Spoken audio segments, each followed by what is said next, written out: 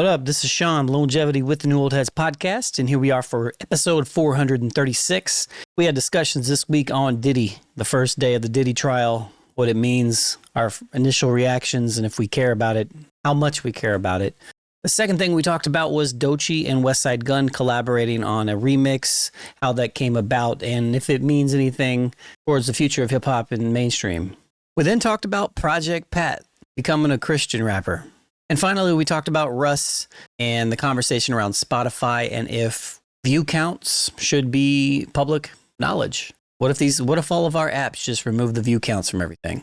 We also did a handful of music reactions, so make sure you tap into the full uncut episode on our Patreon. Sign up for as little as $5 a month. And again, if you're watching this on YouTube, make sure you slap that subscribe button now. Don't forget to do it. Hit that like button as well. And if you're listening on Apple Podcasts or Spotify or anything in between, make sure you give us that 5-star rating. Peace. You're listening to the New Old Heads podcast, shot live every Tuesday at twitch.tv/newoldheads and released every Thursday at noon via bringingdowntheband.com. The show is brought to you by Coleman Dental, Indie CD and Vinyl. Support the show directly by becoming a member at patreon.com/newoldheads. You are now tuned in to the New Old Heads podcast. I am Major 7. The brothers are in the building. Starting off with my man Jay Moore. How are you, good sir? Doing well, you know. Good to be back after a week off. I heard that. My man Lonegevity is in the cut. How are you, sir? I can talk this week.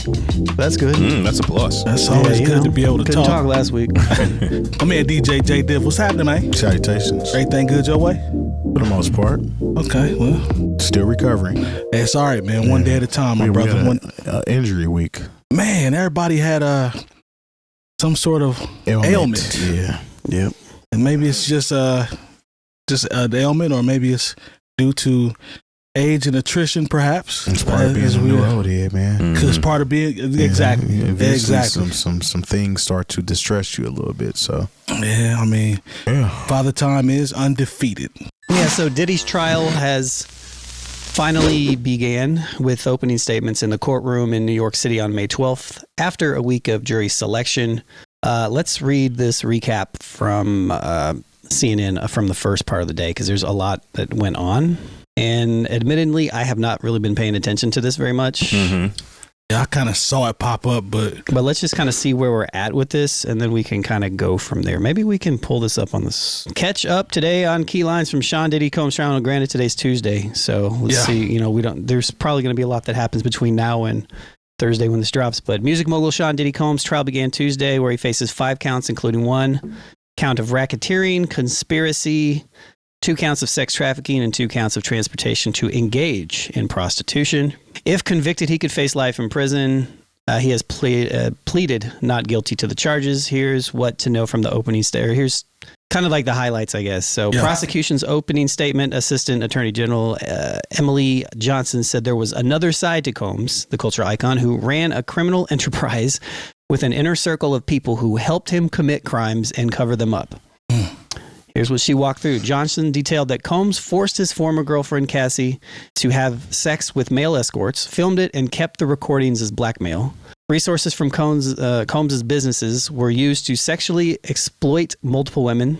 Described freak-offs, or the multiple-day events that Combs allegedly orchestrated, where women, including Ventura, were allegedly drugged and forced into unwanted sex acts. Much of the prosecution's case will focus on Ventura and another victim who will be identified by the pseudonym Jane during the trial. The defense came out and said, from Terry Geragos, I guess, said that while Garagos, okay. While Combs takes full responsible for his violent behavior, the domestic violence is not sex trafficking. Here's what else Garagos said. Told the jury that was right? Garagos, sorry. Garagos told the jury that they will hear evidence of Combs' sexual preferences, and it may make them uncomfortable, but the panel is not here to judge him for those preferences. The defense attorney called the 2016 video in which Combs is seen assaulting Cassie indefensible. It's the only reason why that's the defense anyways, but insistent it is evidence of domestic violence, not sex trafficking, which I guess that's true. Also said Ventura made a choice of staying with Combs for 11 years and then made a choice to break up with him on her own terms. Doesn't make it right. True.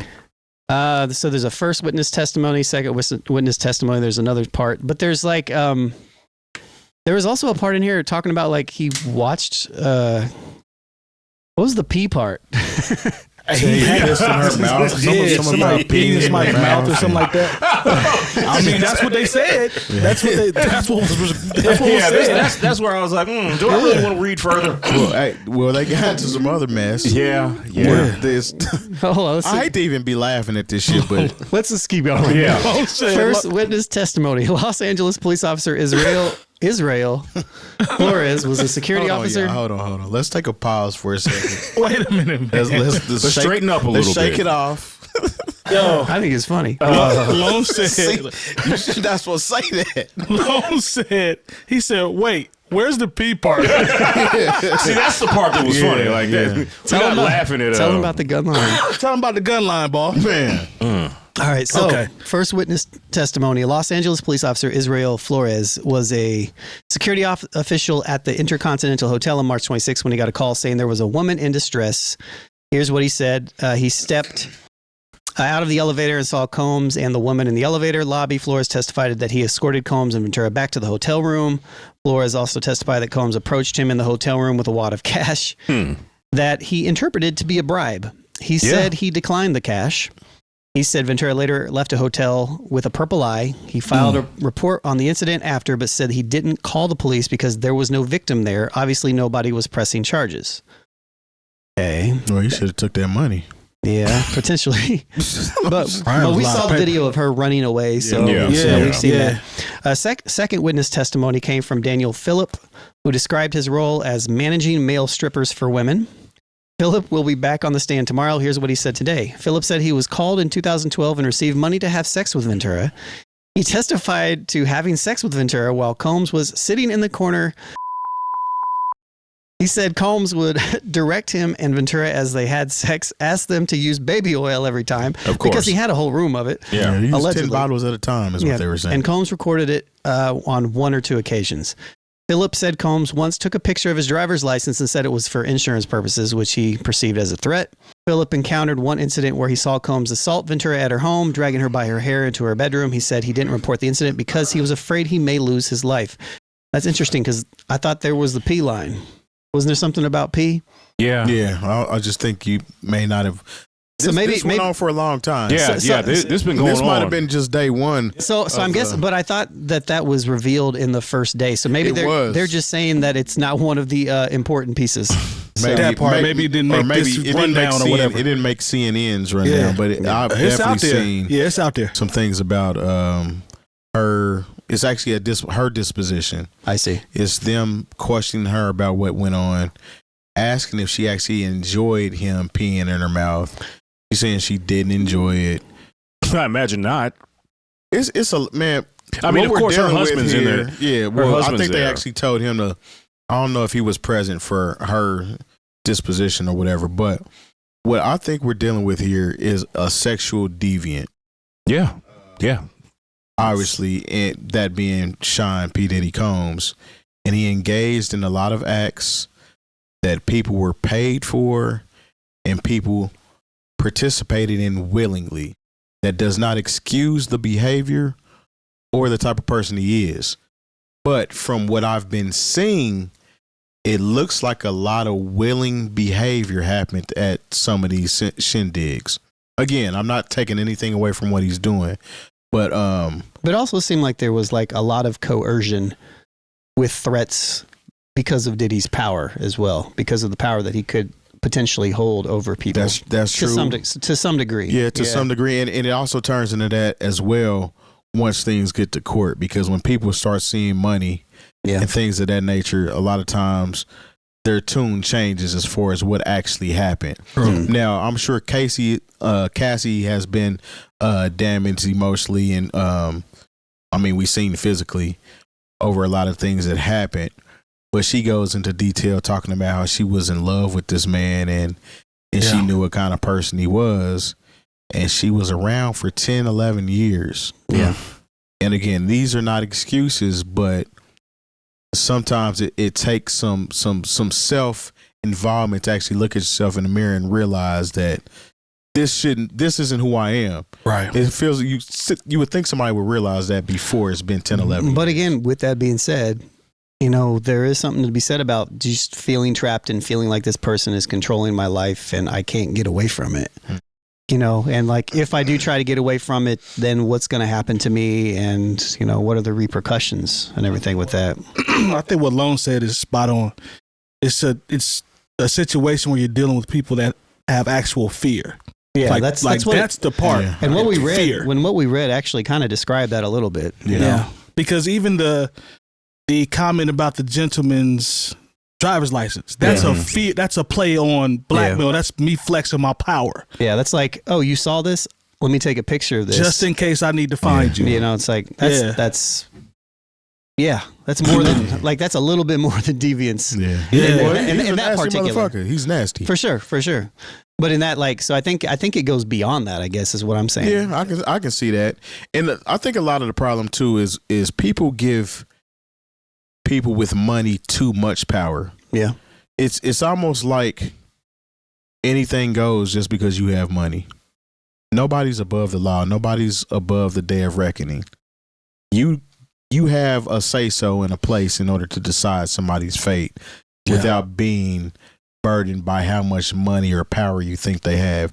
Obviously, that money's not doing anything for him right now because he's been locked up in prison since November, something like that. Yeah. So I mean, I don't know, man, but I mean, Diddy's sick. I don't know if y'all seen the part where they said that he would watch Cassie have sex with a male escort or whatever, and have the male escort on her and come in the next room, and she would rub that on his nipples.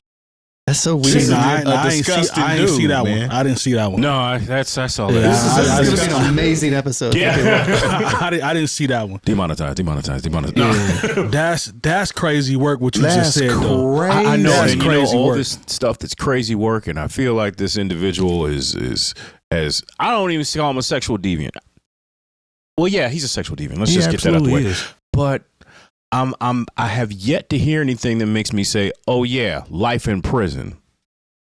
I mean, and I feel like sometimes there is a thin line, and this is going to sound bad, but it is what it is, between someone being a victim and a volunteer. When I hear 11 years, I didn't realize they'd been together that long. But then they're showing pictures of them from the Met Gala and, you know, all these award shows. Like they had been rocking, even though it's just Mr. Combs that had several children during this time. Yeah. You know, and I'm like, you couldn't sneak away none of that time. And like, I understand, like she was young when they first got together. 17. Yeah. So, you know, she had no life experience. All she knows is somebody she's seen on TV. Yeah. And it's also grooming. Yeah. So It I don't depends know. on what state you're in too. What I'm seeing now, I'm just like, okay, for all the things that are embarrassing and nasty, when are we going to get to the crime? Like the crimes that are supposed to have him locked up for the rest of his life. Because at this point, like, I don't know if this is any more than I mean, like I said, his lawyer said, yeah, this is some things that are going to shock you and be somewhat embarrassing. I don't know. I don't even know if he's embarrassed of them. I think he should. You know, everybody's got, you know, whatever freak flag they try to fly, you know, they don't want everybody to know how they get down. But like when you involve this many people, you know, eventually somebody was going to find out. True. You can't, even if he comes out of this, there's no way you can get around rubbing somebody else's smegma on your Okay. Yeah.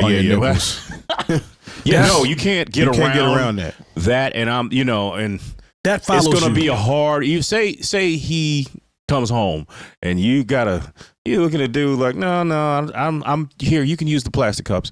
you playing baby batter. Yeah, I'm not. Yeah, you're not gonna use any of my fine china, any of my accent. I don't care how many times I run it through the dishwasher. He's one of them people that you gonna look at and just be like, you disgust me. Yeah, I'll be like, He's filth on be filth. like, nah, I'm not shaking your hand, Playboy. Yeah, I don't know where that hand has been. There's a random side really quick. You guys ever seen Meat Canyon? Meat Canyon. I don't know if I want to see Meat Canyon. He's this guy that does these animations. They're really kind of funny on YouTube, but he just dropped one about gooners. Yeah. Just look it up. Or not, depending on. It's like 18 minutes long. It's Yeah. disturbing and funny at the same time. Anyways. Yeah. Nah. Speaking of baby matters. Oh, yeah. Yo. Like that doesn't go away, bro. That's no, but that I mean, follows you. I don't care whatever happens moving forward. You're gonna be associated with that. I said when we talked about this before, the whole thing with, when he got caught, the video of him beating Cassie. If he beats this whole thing, it's not gonna be like let's get the party started. Right. All right. Like it's over for that. As far as you being the toast of the town and people with the pictures and you going to the Met Gala or whatever award show and sit in front row, it's over for that. Yeah, that life is over. So now you just better, if I'm Sean Combs, I'm just hoping that I get to come home, be with my family, and just sit down somewhere and live out the rest of my life as far away from his public life is over, and that's what he's lived for this entire time. His whole time. So it's going to be difficult for him. But once again, if you've been locked up in like the nastiest of jails, eating, the nastiest of food after you've lived a whole 5-star life since, basically 1997 or whatever, like you're just going to be happy to be out. Where are you all in terms of, we talked about what happened throughout the first part. We talked about, the first couple of days. But where does everybody stand in terms of the actual outcome? Do we even care about the outcome at this point because so many things have been revealed? Is it a situation where it's just beginning? Like, how do you look at it? I don't personally care. Okay. But it's like, I don't have any type, but you guys know me. I'm not a celebrity worshiper type person. Diddy's a celebrity. He's done some really foul stuff. I hope that he gets what that should be coming to him, whatever that is. Yeah. I'm not making any judgment here. But yeah, I don't really care, man. I just hope that the right things happen. Right. That's about it. What you think, Jerry? Where are you on the outcome? I'm ready to hear from the other witnesses to see what happened to them, honestly. Because based on what happened these past couple of days in court, I'm kind of with Jay Moore on it as far as this isn't meriting him spending his life in prison. This is a situation to where, again, he's a sexual deviant and he was into some freaky shit. Yeah. And it's all being exposed. But I don't see this being something that would land somebody in prison for the rest of their life. Now, if we're starting to talk about some underage situations, some things where people were really kept against their will, things of that nature. Even when they talk about sex trafficking can be you're messing with a girl and you buy her a plane ticket and she flies to see you. Technically, that's sex trafficking. We've seen stuff like that kind of pop up, I believe. Yeah, Tony Busby's stuff. Mm-hmm. Yeah, so that happens literally every day. Yeah, you know what I'm saying. But in a court of law, when you say sex trafficking, you're thinking busloads of people are coming in against their will. So don't get lost in the wording of a lot of this stuff and just pay attention to what's going on. And hopefully justice will prevail, because I'm not standing with anybody on this. I want to see what goes on and make my judgment as if I was part of the juror myself. Right. That's fair. What you think, Jay? My whole thing is this, when you see somebody fall, I don't want to say it's easy to laugh because a lot of this is not funny. Right. But I think it's more important that people learn. I think it's more important that, you see someone who has so much money that there's nothing that he can't buy. There's no house he can't buy. There's no place he can't go. There's no car he can't drive. And all of that is at risk because of a lack of sexual discipline or just a lack of just discipline overall with power, with your power. And so I think this is something where everybody can learn from. Is like, look, there's nothing that can keep you from facing the judgment of your bad decisions and your lack of discipline if you are not careful. I mean, this isn't even being about if someone says, no, I'm not into that. Yeah, just let them go ahead and go home. Because trust me, this is the thing about, famous men specifically. I'm not saying there aren't famous women that have certain proclivities that would lend themselves to a certain level of debauchery that would have us looking at them strange. But it's mostly men. And I've said this offline before, I don't understand, for lack of a better term, rich freaks. We talk about Deshaun, Watson? Watson, yeah.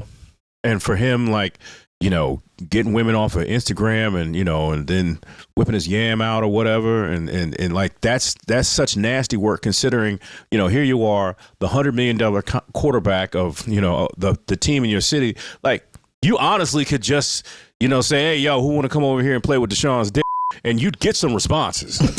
You know what I'm saying? True, like, I have. That's real. Like, I remember I was in, I'm not gonna say a rapper.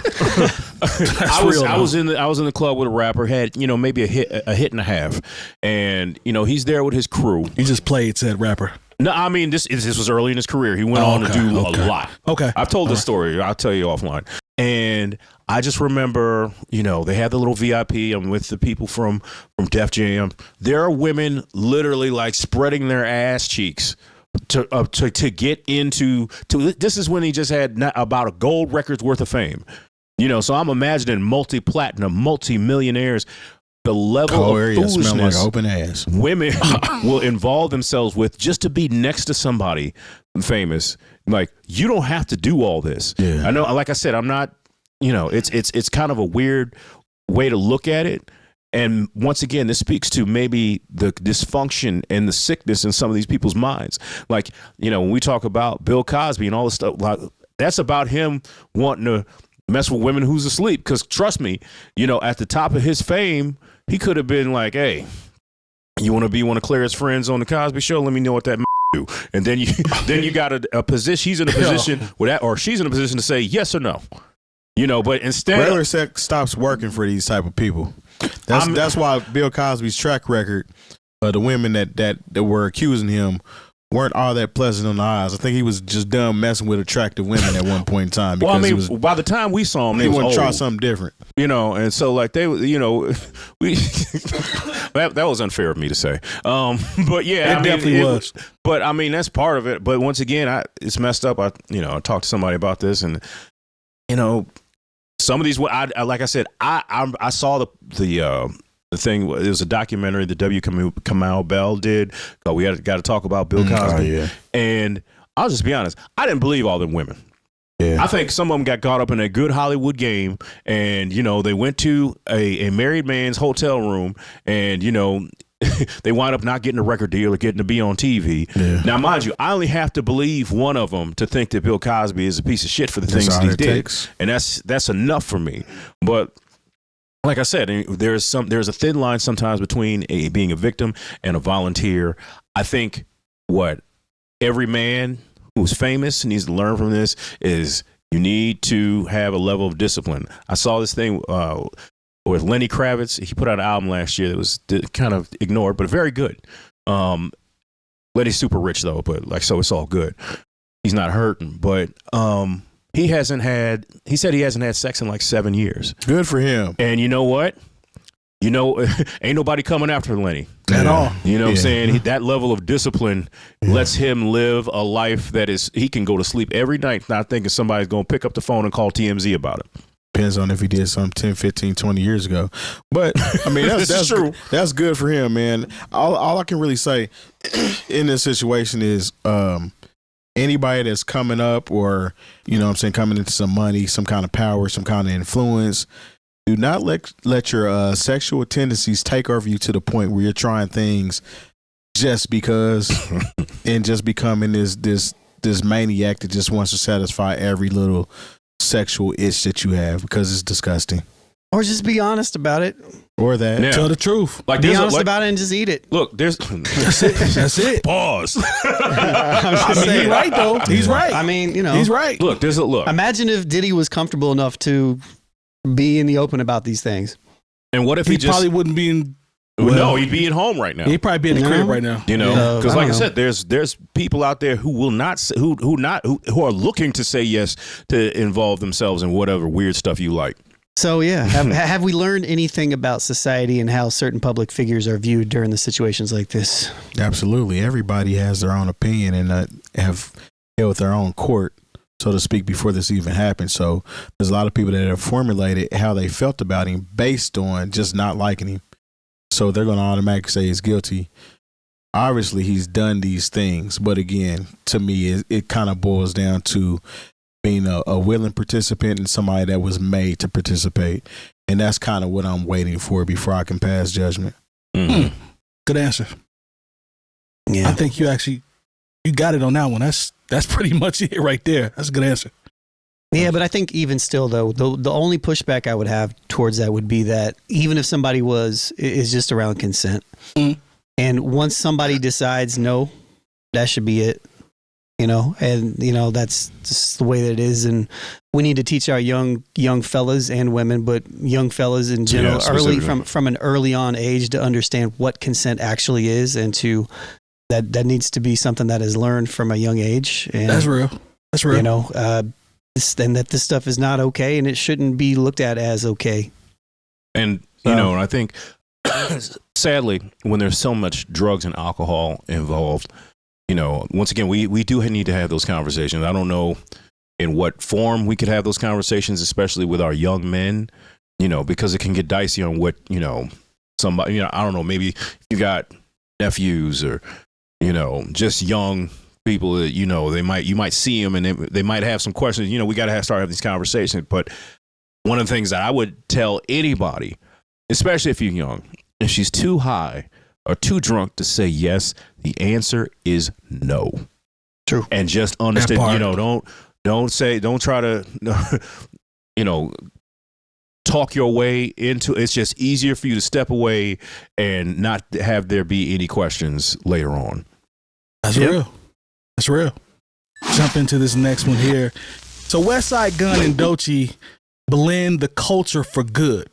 So there's a video that we have of French professor and music critic Professor Sky, and he's talking about Westside Gunn and Doechii's Egypt remix and its effect on hip hop. So let's look at the clip and got a couple questions. Amazing brilliance of Westside Gunn is right there. And that's what's represented by this song getting the shine. And then the rising, improving mainstream. Mainstream rap is improving because of the beef. And we see that in Doechii. She didn't improve the mainstream. The fact that she's mainstream shows that. And it's this wonderful mixing of these things. Maybe for some people who are reminded of the greatness of hip hop, who perhaps forgot after the Drake era, like Doechii fans, like super Doechii. They are maybe put on game. They are maybe made aware. Maybe they sort of knew Westside Gunn. They saw the SpongeBob meme. They sort of knew that he said, do. They might say, that's not for me. That's not for me. I'm not interested in that crack stuff. She is telling them, hey, listen, if you like me, you gotta like this. And at the same time, Westside Gunn is doing that for Doechii. He's saying she's real. He's saying she gets it. She gets it so much that she comes into his sandbox and she plays his game. So it's this amazing cosign of each other that helps to build and make hip-hop stronger and make rap music stronger, helps give more shine to engaging hip-hop. So first and foremost, this remix is fire. Mm-hmm. In my personal opinion, I think she went off. I don't know what y'all think. I think she went good. off. It was okay. I didn't really like the beat too much. It was straight. It was straight though. But her performance, though? I think they did fine. Okay, yeah. okay. I thought she went off. I enjoyed it. I enjoyed it. But a question I would pose is, how powerful can this collaboration truly be for hip hop? What are the ramifications of this? I mean, it's already over though, right? It's already over. I'm talking about them like coming together. Because I think he's talking about them being together and bringing like two worlds together. Because Westside Gunn is everywhere, Griselda's everywhere, but I wouldn't call them. Would you call them mainstream? Certainly not. If you know them, you know them. But it's not like you've ever, unless you like Jimmy Fallon. Well, because he gives shine to this, and I think a lot of that comes from Questlove. There you go. There you go. But other than that, you're just not seeing Westside Gunn in a Doritos commercial. You know what I'm saying? Like nothing against Doritos. That just happened to be at the top of my mind because we talked about it in the pre-show. But yeah, everyone in Griselda, if you're a fan of them, you're a fan of them. But like, it's hard to tell people about Griselda who don't already know. So let me try it this way then. Could you see Griselda fans and Doechii fans forming or coming together, appreciating both sides? I think there's already a Venn diagram there that is that crosses over a lot more than maybe some people who are listening to us now think. Right. The point that he made earlier is something that I think is very valuable as far as like what is considered mainstream changing. Yeah. And there being, because maybe 2 years ago or 3 years ago, whenever the height of Megan Thee Stallion was, maybe Doechii works, but maybe she doesn't. You know, because sometimes it's just not time for someone who is immensely talented to make their mark, especially when they do the music that they want to do. The mainstream is, like I said, when you see how well and how embraced a Tyler the Creator is in mainstream, when you see how, you know, GNX didn't just come out and be like, okay, we listened to that for a little while, got a couple songs we like, shout out to Kendrick, and it went away. We're talking about more than 6 months later, and, you know, the music is still at the top of the charts, you know, beating everything that's supposed to be mainstream, not even on a hip hop level, but it's keeping the Sabrina Carpenters and the Chaperones and the Shabuzis out of the #1 spot. So this is mainstream hip hop where, honestly, the vibe of it isn't what we think of as mainstream hip hop. And now maybe we need to change those parameters as far as what we think. Okay, this is going to work just because it has this sound. I like that. What do you think about the capabilities, Lone, of this collab? Is it pretty much over just because it was the remix and she killed it? Or do you see anything else that comes from it? Because, you know, he really sounded like there's a lot of things going on here with this collaboration. I think outside of it just being a cool collaboration between two artists that maybe you wouldn't really think that would collaborate. Right.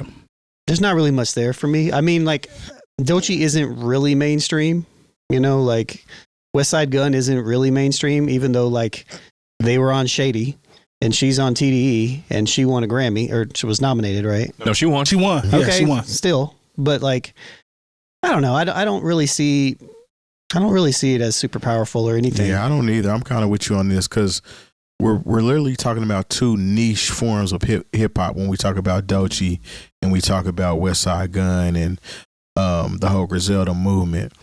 I don't really see this being this big crossover to where these two niches are going to marry and bring in new fandom, so to speak. I just think it's something cool that happened. These are things that happen all the time musically when you blend even one genre with the other genre. It doesn't create this big windfall of new fans. It's like that song was really nice. Yeah. You know what I'm saying? Yeah. And it creates a good song, a good moment, and it stops there, I think. I don't really think it's going to bring anything spectacular or anything like that from a fan point of view. I forget who said it too, but like it's not like maybe it was Jay that said it. These two fan bases aren't that far apart. Yeah. Especially when you talk about the fact that the producer in between that works with a lot of both camps, which has worked with. Well, I mean, Alchemist literally produced Meet the Grahams. Yeah. People that like Doechii when she raps are the same people that are going to be Westside Gunn fans. I didn't think, I'll be honest, I did not take that into consideration, the fan base, how the proximity. I didn't take that into consideration until, you know, just listening to you all speaking. I could see that. I could see people, you know, that like Griselda appreciating her as a rapper. I mean, I think all MC. of us at this table. That's what I was about to say. I mean, we've had we conversations followed, about both of these artists separately. Now we're just having a conversation about them together as a collective. That's a good And point. I just think somebody that appreciates music and kind of knows music, has an ear for certain things, are going to naturally already probably listen to both of them and appreciate them for each individual thing. So I think so it's just more of a dope moment. I think it's a cool moment. Yeah. I mean, I don't want to take anything away from what Sky's saying. Like, I think it's a dope moment, but I just don't think it has as much. We've seen stuff like this happen all the time. You know what I mean? Another thing that I don't know if he mentioned in this clip, but he actually mentioned in his video was about the thing related to Doechii being an industry plant. Have you guys heard that? I've been hearing that. I've heard that. I think Aiden Ross said something about that. Yeah. Fantano talked about, like, you know, wild the Doechii hate now. Yeah, it's weird. Yeah, I don't buy into that. Like, I don't buy into it's that. like, have you heard her? Like, she's talented. Like, it's nothing about when her. anybody catches wind, anybody that starts getting popular is automatically an industry plant. They were saying the same thing about Jack Harlow. Jack Harlow has pretty much fell off the face of the earth musically. No, I won't say that. So, what has he done? I've you know, Hello Miss Johnson. Like that's that one. Yeah. But do you know with Doja Cat? No, that's not. That's him by himself. If I was gonna say somebody was an industry plant, I'd say okay, and this might come off as hate. That's a different one. Tommy Richmond. You know, because he came and went, and even tried to do the same. Like, let's hurry up and do a hood collab with Sexy Red, and people were like, Are there any certified actual industry plants? I just think there's something that comes with. I feel like it's just this massive conspiracy theory that everybody talks about that it doesn't exist. Like it's not a thing. Like you might just be a one-hit wonder. That doesn't mean industry exactly. plant. You know, like I don't know. To me, it seems like there's always something that comes with a person that is given that title. I don't know if it's if they expedite how fast they rise. Maybe that's a part of it. That has a lot to do with it. As far as catching the lightning in a bottle effect that happened. It seems like it happened overnight. Right. So you're automatically in the industry plant that they decided to give you this opportunity. I don't see that, man. And it's just a lot of times it's just fans or non-fans or people that just don't get it. That's just like, you know. But also because it shouldn't be popular. Because Jack Harlow, a friend of mine put me on to, a coworker put me on to Jack Harlow, early Jack Harlow. And the early Jack Harlow is not the Jack Harlow that blew up. Right. If you go back and listen to some of his early stuff, there are elements of it in there, but he doesn't sound like that person. He definitely changed. Now, if you want to put that in some type of plant conversation, I don't know, but he definitely changed to get to, and he changed his sound to a more industry friendly style. That's pretty much all he did. That doesn't qualify him as a plant. I mean, if you take him changing plus, I'm trying to make an equation here. If you take him changing his trajectory in terms of his music, and you throw in how fast it happened, the rise was, I think that's where people start to. Well, it really didn't happen that fast. So what happened was actually he had got a cosign by P. Diddy. Mm-hmm. Had co-signed him on something. He had dropped a song, and he really rocked with the song, and he kind of posted it and blah blah blah, and that kind of helped him, so to speak. I mean, that happens with artists. Mm-hmm. Somebody famous, popular, decides that we like this cat and we're going to kind of help push him. But he was also signed to, what's his name? Drama. I want to say DJ Drama was his manager, some kind of situation at some point. I think you might be right on that. I'd have to look it up, but I think you might be right. But think about how long Doechii had been making music. Yeah. And that part. But, you know, now, she switched her sound when she to stopped, a more authentic version of herself versus chasing the industry sound that was popular. Exactly. Good point. If they were going to put the industry plan on her, put it on her when like she's doing what everybody else is doing. Exactly. You know, I mean, it's kind of weird. Remember, I thought the Doja Cat thing was a complete joke when the I'm a Cow song came out, and then come to find out she's been signed to in the major label system for a minute. She's got a couple projects out. You know, this was just the almost troll job that made her somebody that we all knew. Yeah. And then but after that, she just kept moving, you know, and it's to where like she wound up at the Grammys. Early 90s acts, like a Milli Vanilli, that's an industry plant. They literally use somebody else's voice and put these two people in front of you as the picture of the group or the sound. That's an industry plant. Black box, stuff like that. TNC Music Factory. All that ran prevalent in the 90s. And honestly, I can't even put it on the 90s because the same guy that, you know, did the Milli Vanilli, he did, oh gosh, I can't remember the name of the group, but they had the song Daddy Cool and back in the 70s. And he did this. This is the Milli Vanilli was the second time that guy did that. Mm-hmm. There's always been this kind of trickery, if you will. First of all, nobody in a record company believes in your talent. I know some of you that it hurts to hear, but nobody believes in they believe in, they can exploit your metrics, but nobody believes in your talent anymore. It's not about that. So please. Talent don't matter. It doesn't. At all. I mean, talent is the baseline. Yeah. It's like everybody walks up to the line because they have talent, and then it's everything else after that. I don't even think everybody walks up to the line and has talent. I think a lot of them walk up and they have a metric. That, and when we talk about LeAngelo Ball, we're not talking about somebody who would be in the booth at Rap City the Basement, but we are talking about somebody that has metrics record company can exploit. Yeah, and the labels are looking at that way before you get to his point about the starting line.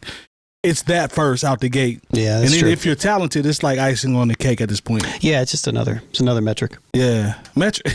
Yeah, there we go. Yeah. Oh, cool.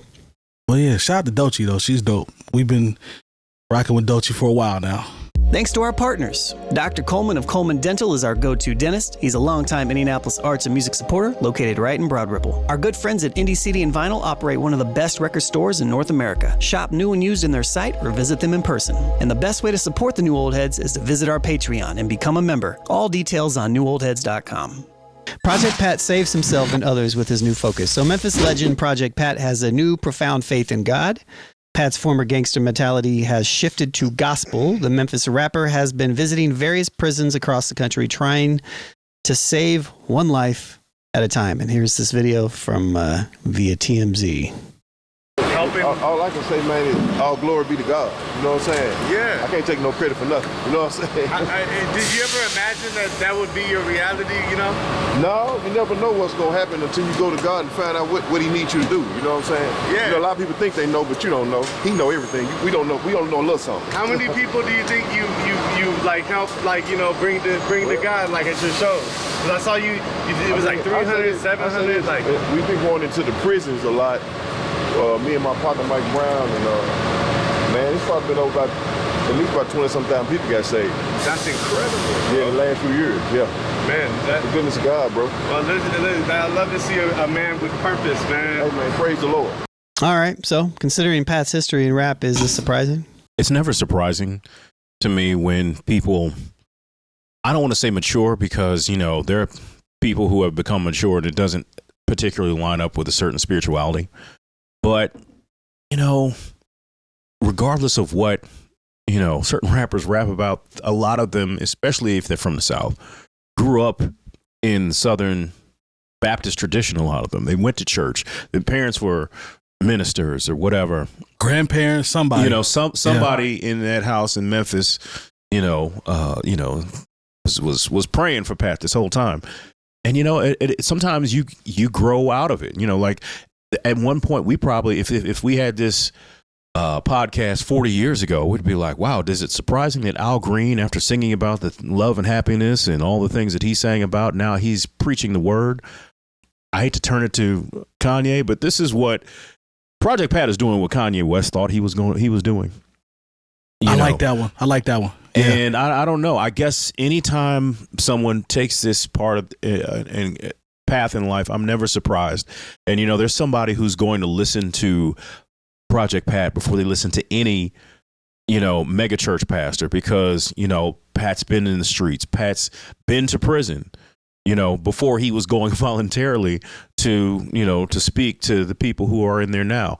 So I give him all the props in the world. I think this is fantastic.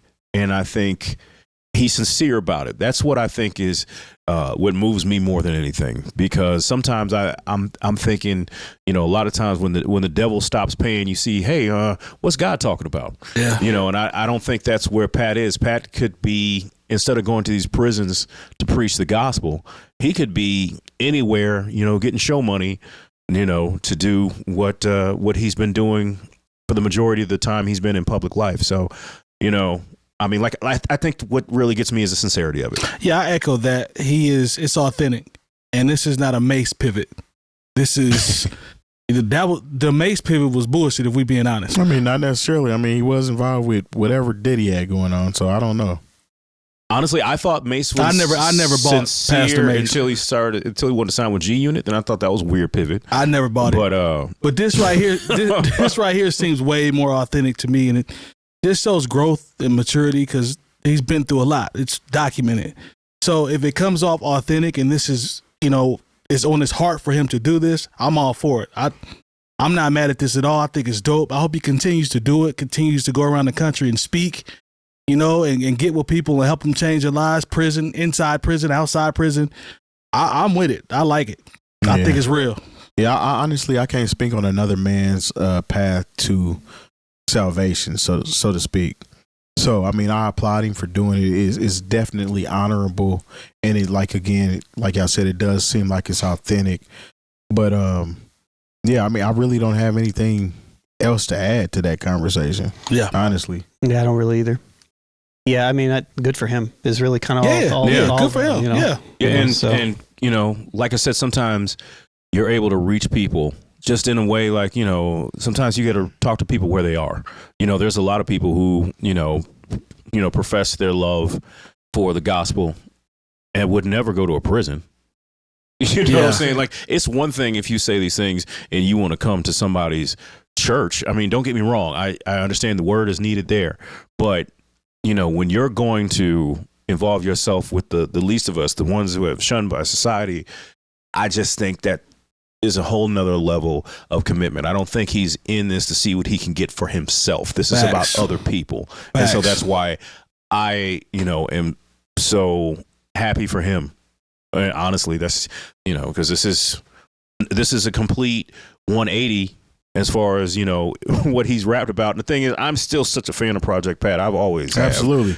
Only thing I can add on that too is this also makes why he's a much better artist than Pastor Troy. So number 2, is there a chance that some of his longtime fans could feel conflicted by this change? I don't think so. And, like going to his shows, hearing him perform older records. Well, I think he is still performing some of those older records. I mean, same thing happened with Prince. Prince had a lot of neuroerotic music.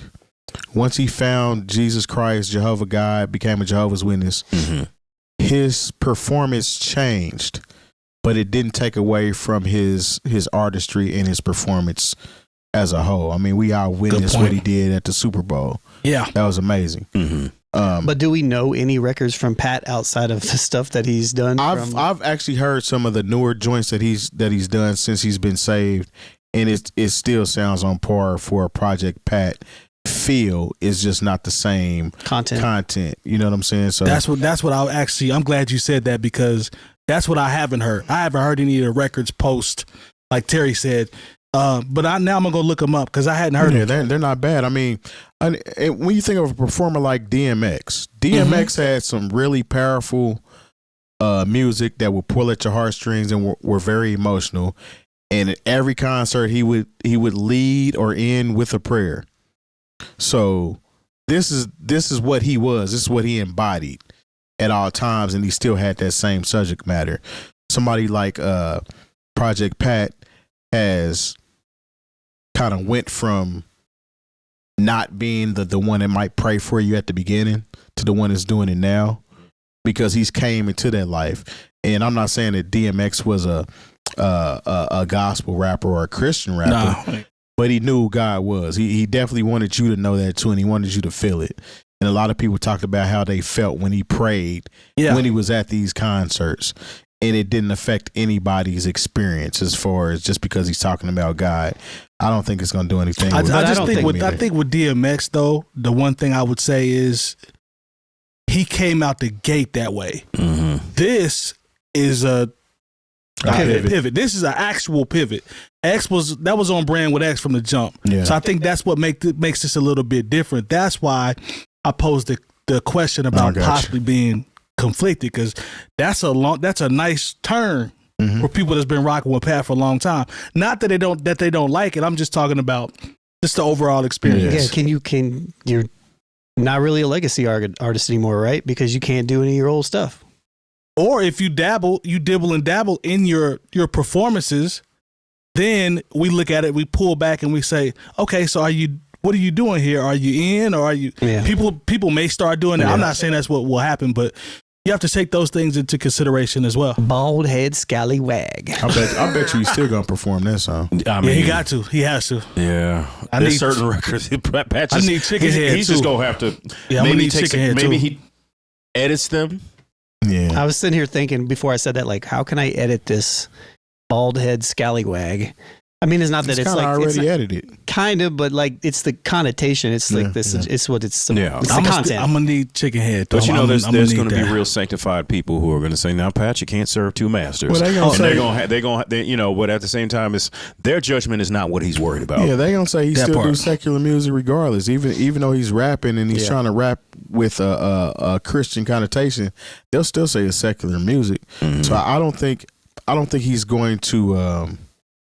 I don't think it affects anything, honestly, because I don't think he's worried about it either. That's the part. I don't think he's worried. I don't think he's worried about it. People that like old Project Pat are still going to listen to old Project Pat. That's at the true. End of the day.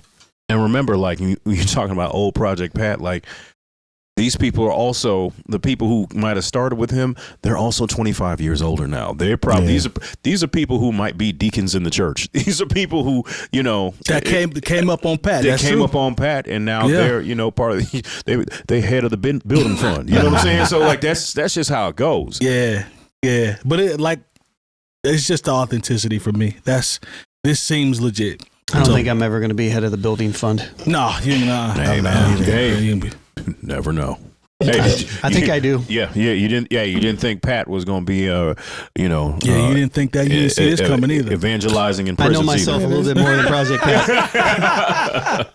This isn't something that doesn't happen though. Like I see a lot of people that were in the streets and pretty much changed their whole life around for the greater God, so to speak. So, I mean, this doesn't surprise me that he had an enlightening moment that made him pretty much want to change the way he lives. Hey, man, good for him. Yeah. Good for Pat, man. Shout out to Pat. I think it is. Good for him. I'm glad we have the same segment during the same show that we did. That Diddy segment. We kind of needed that.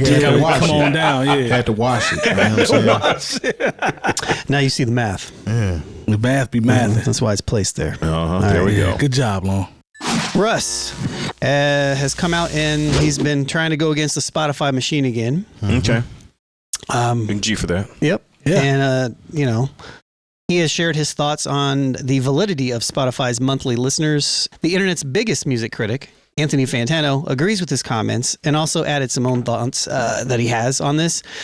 But there were actually 3 Russ tweets that I actually kind of put together here so that we can kind of talk about, all the stuff. So. Recently, the man has gone on a very interesting and I think very much correct Twitter rant about the streaming industry and streaming numbers that I think we have to talk about. Starting with monthly listeners is essentially monthly impressions. It's not how many people listen to you and are fans. Someone could have had a playlist on shuffle and your song came on and then they skip it, and they would have counted as a monthly listener. Stop using that metric to try to decipher how many fans people have. It's literally just impressions, LOL. But Russ continues, saying 30 seconds is how long a song has to play for it to be counted, meaning if you have a playlist on shuffle and you skip a song after 30 seconds, you're technically a listener of that artist, LOL, even though you didn't seek their music out, nor did you even keep listening to their music after 30 seconds.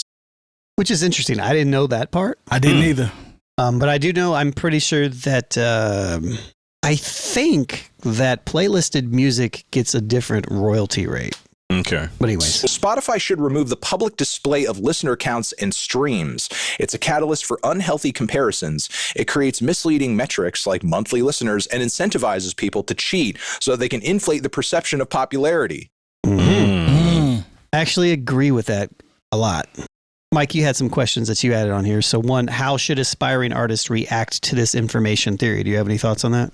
As an artist or as a creative, I would think that you would want your fan numbers or your monthly listeners to be authentic and people that follow up with you and actually listen to your product. So the smoke and mirrors part with that as a creative would be super deflating for me because, well, when I say deflating, we all know that there's so much manipulation that goes on behind the scenes, right, with these sites.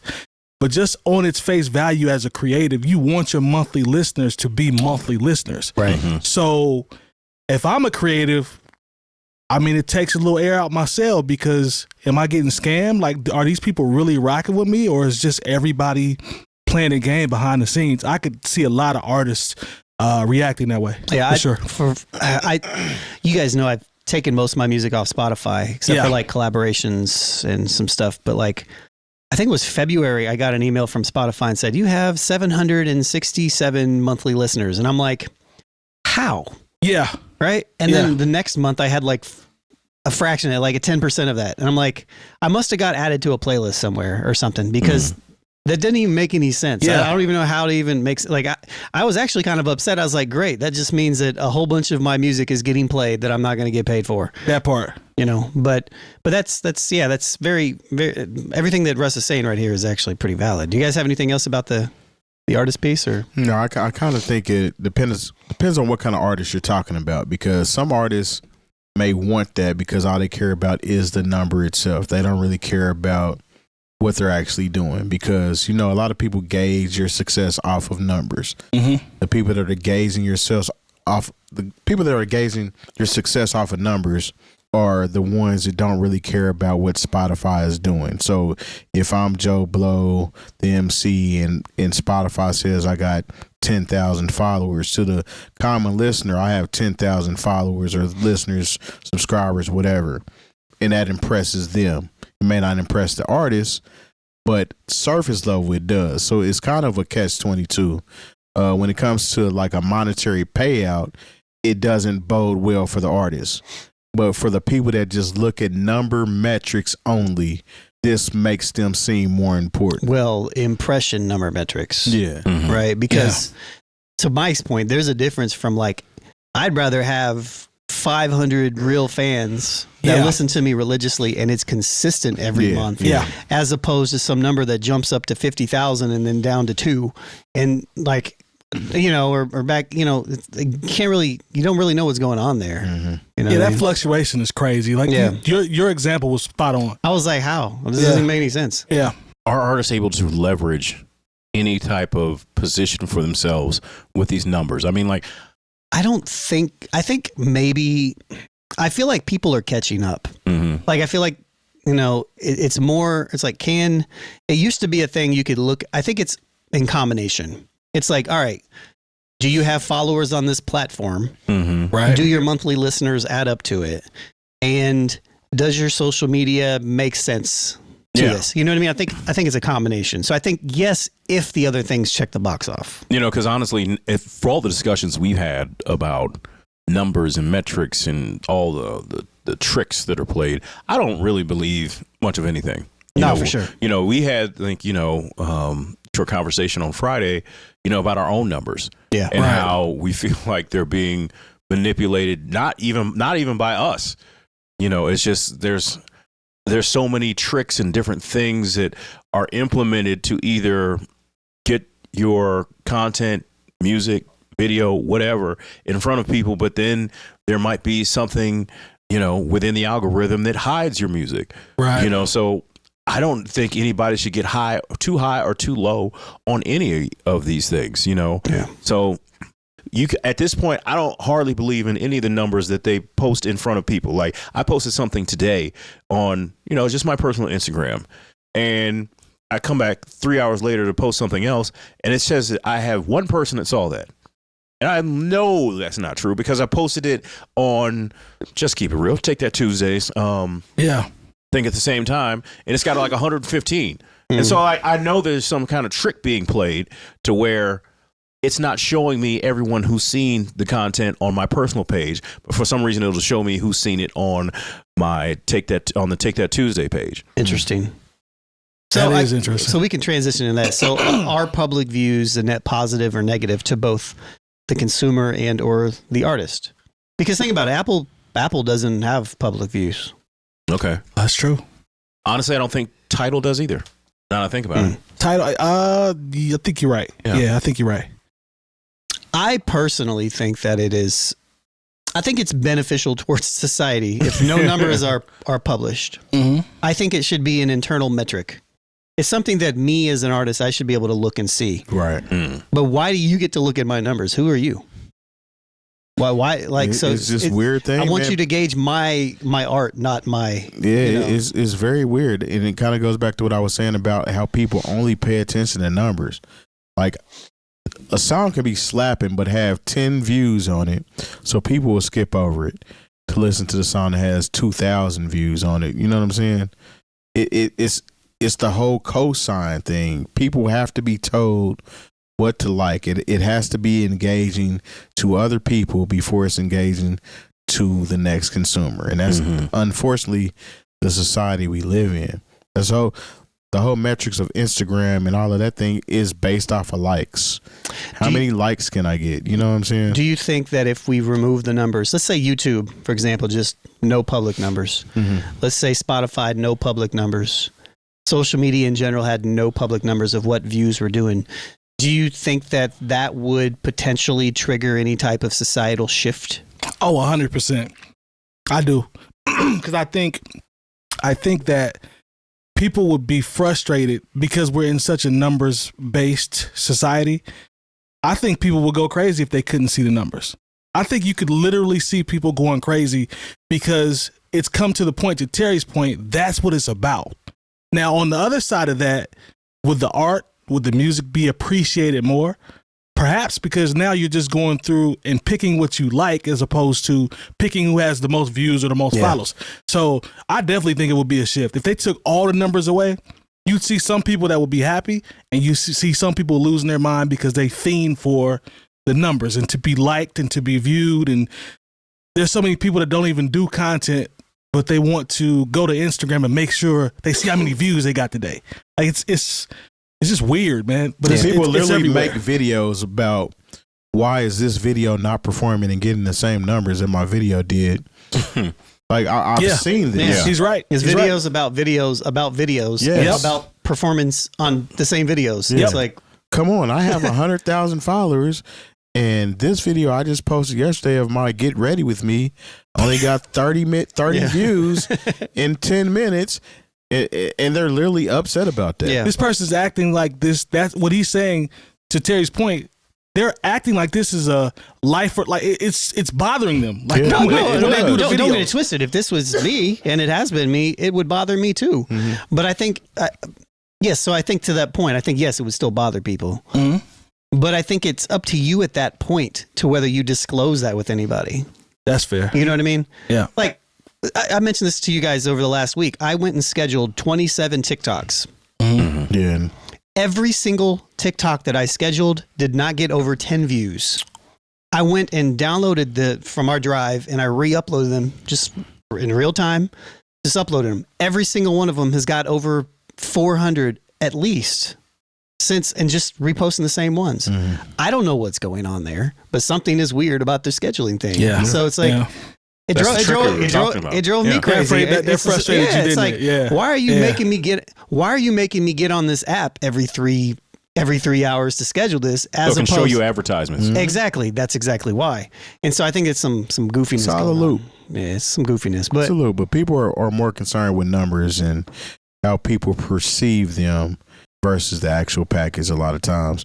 Now, an artist, somebody that's really into the music artistry of things, are going to be more concerned about you actually listening to me as an artist. Right. Yeah. Versus somebody that just wants to do this in order to get in front of people. Mm-hmm. Just if my numbers look good, I don't care that you're listening to me or not. You know what I'm saying? Because I have the numbers. There's no perception anymore. Exactly. Right. You don't have to deal with the perception piece of like, I honestly think it would almost shift society. Oh, yeah. In a extremely positive way. Mm-hmm. I think it would be awesome if they they were played with this at one point, taking the likes off of Instagram. Well, they had did it before. I think there's actually an option to where you can change your likes on Facebook and Instagram to where people can actually see how many people have liked it. Oh, okay. It'll just pop up as a heart. It won't be a number by there. Even on Facebook, it'll just show that people have liked it, but it doesn't give you a number. You can actually change that if you want to. I do like the fact that YouTube has disabled the dislike button. Yeah. That's kind of cool. Oh, I didn't know that. Yeah. I think there are still ways. I think there might be ways on YouTube to where you can disable this viewership count in general, maybe, or maybe likes or something. I don't know. But I think it's like per video. But yeah.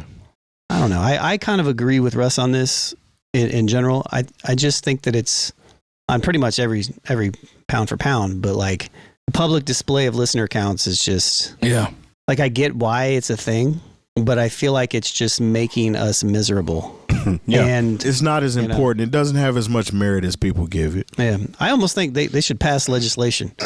They should force these companies. Remove the like counts. Remove the like counts. Yeah. But then how would you how would businesses be able to gauge the realness of how would some of you know if you're even happy or not? Yeah. That's you know, that dopamine hit that you get when you see that like or that one thing that you said people agree with and they hit the thumbs up or whatever. I mean, there are some people that they've lived their whole lives with social media. We're old enough to where we haven't lived our entire lives with social media. Good point. You know, and so now their kids, they get a phone when they're 13 And, you know, however old you are now, this has been your entire life to deal with the likes and dislikes, active likes and dislikes, if you will, of strangers, mostly people you know, but sometimes a lot of times it's strangers. Most of the people who comment on, you know, our videos, we don't know them. Yeah. We know very few percentage. Yeah, we don't. Yeah, exactly. Shouts to the people that do return. Y'all are cool, but like, especially like on TikTok and, you know, some of our popular YouTube videos, it's like, I don't. Yeah, like on the one that really went crazy with the Too Short Tupac. Yeah. I don't know any of those people. Yeah. I mean, yeah, but. Shout out to all of you. Hogged, huh? You know, shout out to y'all for, you know, engaging with that particular video. For sure. But like, appreciate it. But that once again, that's something we can't fake, and we can't nail down why that one is so much more popular. Right. Than, you know, I thought we had some great conversations that week. That was not the one I would have picked to go that viral. Man. It's all about the title and thumbnail. Yeah. And that's the thing that Jackson and I were talking about this before. It's just like, it's all about title and thumbnail. That's all it is. And that one just knocked it out the park. Hey. So the only other thing that I think is on here, and I don't know if we really talked about it, but I think we all kind of agree, is like, would this truly be detrimental to like Spotify or platform success if their likes and stuff would be removed? No, because they're still going to stream music. Yeah, that's what I think. People are still going to use Instagram. People still going to use YouTube. Mm-hmm. People still going to use TikTok. Yeah, I think I'm with y'all on that. Regardless, it's still going to happen. Yeah, it's still going to be used. It just kind of takes one of the elements out of being stupid. So being stupid. Cool. Shout out to Russ, man. Russ be on their head. I got to give it to him. This is not the first time he's popped out about how things are going, or how things, or the machine, we'll say. So shout out to him for that. Yeah.